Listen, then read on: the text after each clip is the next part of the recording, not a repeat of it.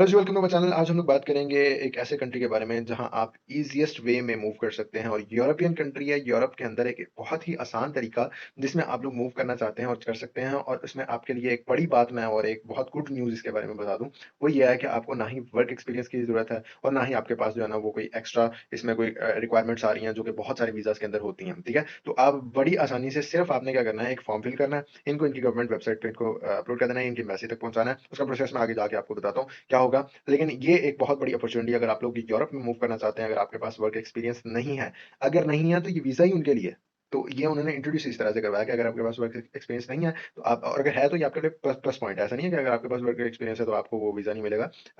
ये उन लोगों के लिए भी है जिनका वर्क एक्सपीरियंस है और दूसरा जो है ना वो जिनका नहीं है वो भी इसमें अप्लाई कर सकते हैं। इस वीज़ा का नाम काफ़ी लोगों ने ना सुना भी होगा और अगर नहीं सुना हुआ तो आप सुन लें कि इसका नाम है जॉब सीकर वीज़ा। ये पोर्टुगल का जॉब सीकर वीज़ा है। इसके अलावा बहुत सारी कंट्रीज़ भी जैसे जर्मनी है और इसके अलावा क्रोएशिया ने इसको इंट्रोड्यूस करवाया, 1-2 कंट्रीज़ ने और करवाया जो कि यूरोपियन कंट्रीज़ हैं। यूरोप में काफ़ी कंट्रीज़ इसको आहिस्ता-आहिस्ता लेके आ रहे हैं और सबसे आसान तरीका जो है और सबसे जो जिसकी हाईएस्ट रेशियो है वो पोर्टुगल की है। पोर्टुगल के अंदर आप लोग इसमें अप्लाई करने जा रहे हैं, जॉब सीकर वीज़ा है। इसके नाम से पता चल रहा है कि ये जॉब को सीक करने के लिए, जॉब ढूँढने के लिए वीज़ा दे रहे हैं। यानी कि ऐसा होता था कि जॉब का वीज़ा मिलता था, आपको जॉब चाहिए थी, आपको जॉब मिलती थी, फिर आपको स्पॉन्सर की जाती थी, आप फिर वहाँ जाते थे।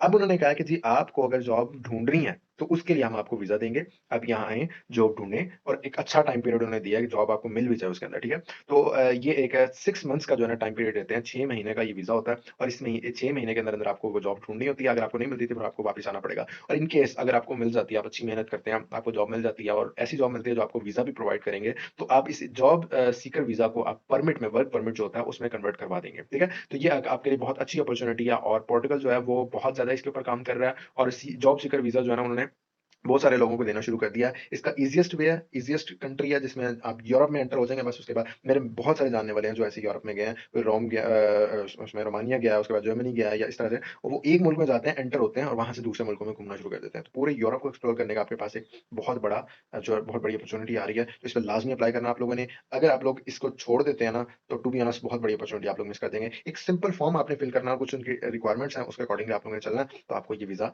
मिल जाएगा। अच्छा, इसके लिए जो मैं लिंक एक डिस्क्रिप्शन में दे रहा हूँ, आपने उसकी उनकी ऑफ़िशियल गवर्नमेंट वेबसाइट है, मैं आपको कोई इधर-उधर की वेबसाइट नहीं बता रहा हूँ या कोई ऐसा नहीं है कि कोई थर्ड पार्टी वेबसाइट है, ऐसा नहीं है। इनकी ऑफ़िशियल गवर्नमेंट पोर्टल जो है, वहाँ पे जाना है, आपने पोर्टुगल गवर्नमेंट का पोर्टल है। मैं अगर उसमें देखूँ तो उसके ऊपर आपके सामने जो है ना जॉब सीकर वीज़ा की सारी डिटेल्स लिखी हुई हैं, कितने दिन का होता है, 120 डेज़ का होता है या आप इसको जो है ना रिन्यू करवा सकते हैं 60 डेज़ का, यानी कि 6 महीने में अगर आपको जॉब नहीं मिली, तो आप उसको 60 डेज़ के लिए भी एक्सटेंड करवा सकते हैं, लेकिन वो आपको एक एंट्री पे ही मिलेगा, ठीक है? इसके अलावा जो उन्होंने कुछ लॉज़ वगैरह बताए हुए हैं कि किन लॉज़ के तहत आपको ये दिया जाता है और कुछ जनरल डॉक्यूमेंटेशन है। सबसे पहले सबसे बड़ी चीज़ जो है, वो है इनका एप्लीकेशन फॉर्म।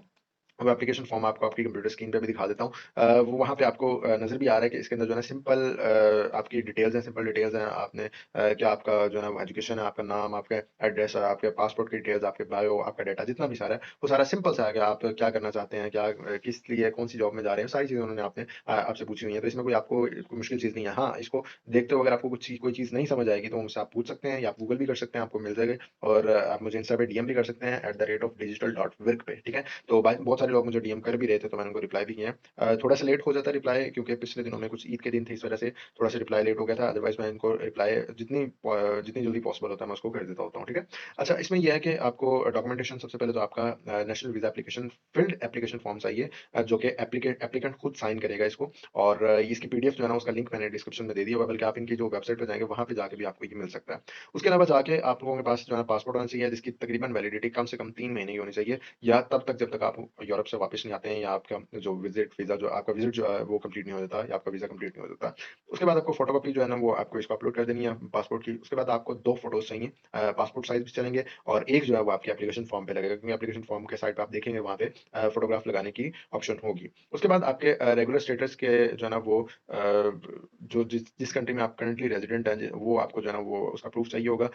जिस जगह से आप लोग अप्लाई कर रहे हैं वो आपको चाहिए होगा और जैसे पाकिस्तान से कर रहे हैं तो एनआईसी कार्ड होगा, उसके बाद जो है ना वो अगर हम इंडिया से अप्लाई करते हैं आधार कार्ड होता है, तो आपको आपका नेशनल आइडेंटिफिकेशन कार्ड जो है ना वो आपको चाहिए, आइडेंटिटी चाहिए नेशनल होने की, ठीक है? अगर आप मल्टीपल नेशनल्स हैं, मल्टीपल कंट्रीज़ के नेशनल हैं, तो वो सारी आपको देनी पड़ेगी। उसके बाद आपका क्रिमिनल रिकॉर्ड जो है वो चाहिए होगा, यानी कि अगर आप ने किसी भी तरह का क्राइम किया हुआ है, क्रिमिनल रिकॉर्ड आपका क्लियर नहीं है, तो फिर आपको शायद वीज़ा नहीं मिलेगा। अगर आप कभी भी किसी भी क्रिमिनल केस में नहीं गए हैं, आपका किसी भी इस तरह का केस नहीं है, अच्छा इसको भी लोग डील कर देते हैं, तो बहुत सारे लोग होते हैं इस केस अगर आपको कोई केस भी निकल आता होता है, मैं तो नहीं खैर जानता उनको, लेकिन वो इस तरह को भी इस तरह के केसेस को डील करके और उनको भी वीज़ा लगवा देते होते हैं। पता नहीं वो क्या करते हैं, मैं जैसे मुझे पता चलेगा मैं वीडियो बना दूँगा उसपे।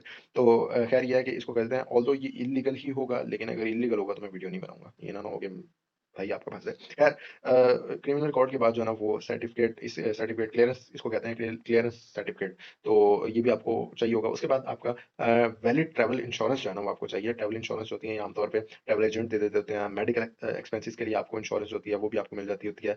और जो आपके जितने भी खर्चे वगैरह होंगे उसके कुछ प्रूफ चाहिए कि आप अगर वहाँ पे जाते हैं तो क्या आपको सर्वाइव करने के लिए आपके पास इतने पैसे हैं कि आप उसको सर्वाइव कर सकें। तो आपके पास प्रूफ ऑफ जो है ना वो expenses as in the form of treatment हो सकता है या कोई भी उनका प्रोसेस हो सकता है, उसके अकॉर्डिंगली वो आपको जो है ना वो बता देंगे। उसके बाद आपका रिटर्न ट्रांसपोर्ट टिकट जो है ना वो चाहिए, क्योंकि अगर आप लोग टिकट करवाते हैं, तो वैसे ये आमतौर पे टिकट जो है ना बुकिंग आप रिज़र्व करवा सकते हैं। ये इसके में पेड नहीं होती है, ठीक है? बहुत सारे लोग समझते हैं कि पेड होती है। बहुत सारी वेबसाइट्स हैं जो आपको अनपेड जो होती हैं, ये पार्शियली अनपेड यानी कि आपको कुछ पार्शियली पेड होती हैं। वो कुछ पार्ट जो होता है वो आपका वो पे करना पड़ता है, परसेंटेज होती है, तो उसपे भी आपको बुकिंग कर देते होते हैं, ठीक है? तो इन केस आप नहीं जाना आपका वीज़ा नहीं लगता तो आप उसको कैंसल करवा के अपनी पेमेंट वापस भी ले सकते हैं। तो ये आपको कुछ चाहिए और उसके बाद जो है ना वो आपका प्रूफ ऑफ फाइनेंशियल रिसोर्सेज यानी कि आपके पास सर्वाइव करने के लिए कितने पैसे हैं यहाँ पर। इसमें 2 चीज़ें होती हैं। एक तो आप लोग अपनी बैंक स्टेटमेंट दिखा सकते हो उनको। अगर आपकी बैंक स्टेटमेंट नहीं है तो आप अपना मंथली सैलरी कि मेरे पास इतने पैसे आते हैं मंथली कि मैं अपने आप को सर्वाइव करवा सकता हूँ 6 महीने तक या 120 डेज़ तक, 60 डेज़ तक, जितनी भी देर आपने वहाँ पे रहना है, वो आप उनको प्रूफ के तौर पे शो कर देते हैं। अच्छा कुछ एक्स्ट्रा डॉक्यूमेंट्स आते होते हैं, वो जो है ना वो आप लोग नीचे देख सकते हैं। उन्होंने स्पेसिफिक डॉक्यूमेंट्स लिखे हुए हैं। ये अगर आपको एम्बेसी कहती है या जो भी इनके लोग होते हैं और उसको डील कर रहे होते हैं, वो अगर आपको ऑफिसर्स कहते हैं कि हमें ये प्रूफ चाहिए तो वो आपको देने पड़ते हैं। ये 2 जो है ना वो साथ और एक्स्ट्रा डॉक्यूमेंट्स होते हैं, लेकिन ये हर दफ़ा नहीं माँगते हैं, वो स्पेसिफिक डॉक्यूमेंट्स होते हैं। जब उनको ज़रूरत होती है तब वो आपको कह देते हैं कि हमें इस चीज़ की जो है ना ज़रूरत है। स्टेटमेंट्स वगैरह के बारे में बात करते होते हैं या proof of presentation of a declaration लिखा हुआ उन्होंने declaration of expression of interest from enrolment in the IEFP. अच्छा इसमें इंग्लिश में और ये जो है ना फ्रेंच में और स्पेनिश में, ये तीनों में इसमें पढ़ा हुआ है और पोर्टुगल लैंग्वेज में भी पढ़ा हुआ है, ठीक है? तो पोर्टुगीज़ जिसे कहा जाता है, उस लैंग्वेज में भी आप जो है ना इसमें देख सकते हैं ये सारे फॉर्म्स उन्होंने दिए हुए हैं, तो इसके प्रूफ के फॉर्म्स भी साथ लगे हुए हैं। तो इस तरह से आपने इस पे जो है ना ये सारे डॉक्यूमेंट्स के ज़रिए अप्लाई कर देना है और जैसे आप लोग इस पे अप्लाई करेंगे, इसका एप्लीकेशन प्रोसेस जो है वो आप अपने जो अपने कंट्री की अगर आप इंडिया से हैं तो इंडिया में पोर्टल जो एम्बेसी है उस पे देख सकते हैं। इसके अलावा जो है ना वो आप पाकिस्तान में तो पाकिस्तान में देख सकते हैं। तो इनकी अपनी वेबसाइट्स जो है ना वो मौजूद है जहाँ पे आपको सारा प्रोसेस वगैरह दिखा दिया रहता है। फिर भी अगर आपको समझ नहीं लगे या किसी भी चीज़ का इश्यू हो तो आप मुझे कमेंट कर सकते हैं, मुझे इंस्टा पे डीएम कर सकते हैं digital.work पे और मैं आपको रिप्लाई करके वो सारी चीज़ें बता दूँगा। लेकिन इस पे अप्लाई लाज़मी करें, अगर आप इसके लिए एलिजिबल हैं, आपके पास डॉक्यूमेंट्स पूरे हैं, तो आप इस पे अप्लाई करें। मैं फिर बता रहा हूँ कि इसमें आपको किसी भी तरह का एक्सपीरियंस नहीं चाहिए, क्योंकि आप जॉब सीक करने जा रहे हैं, आप जॉब वीज़ा पे नहीं जा रहे हैं, आप जॉब ढूँढने जा रहे हैं। तो आपके पास एक्सपीरियंस होना लाज़मी नहीं, लेकिन है तो बहुत अच्छी बात है, ठीक है? तो ये है सारा प्रोसेस। अगर आपको ये वीडियो अच्छी लगी है तो इसको लाइक करें, इस वीडियो को उन लोगों तक शेयर करें जिनको इसकी ज़रूरत है और हमारे चैनल को सब्सक्राइब लाज़मी करें, क्योंकि आगे बहुत सारी वीडियोज़, बहुत सारी अपॉर्च्युनिटीज़ पे, बहुत सारी स्कॉलरशिप्स पे, बहुत सारी इंटर्नशिप्स वगैरह पे आने वाली हैं। तो मिलते हैं आपको अगली वीडियो में, उतनी देर के लिए सी या।